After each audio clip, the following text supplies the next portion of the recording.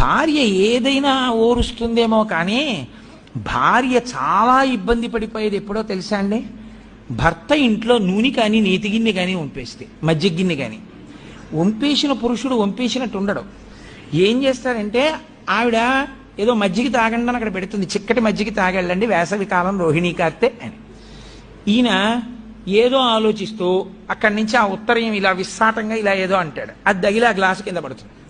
కింద పడగానే మజ్జిగంతా పడిపోతుంది. పోనీ ఊరుకుంటాడా చేతకాని వాడు? ఓ గుడ్డోటట్టుకొచ్చి భార్య వచ్చే లోపల తుడిచేద్దామని తుడుస్తుంటాడు.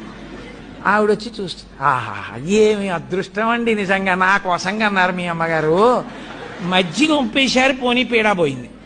దాన్ని ఇల్లంతా రాసేస్తున్నారా? ఇప్పుడు ఆ వెన్నలో కాలేస్తే మజ్జిగ ఒలికిపోతే ఏ బియ్య పిండో వేసుకుంటారు, వేసుకుని ఒత్తేసుకోవాలి.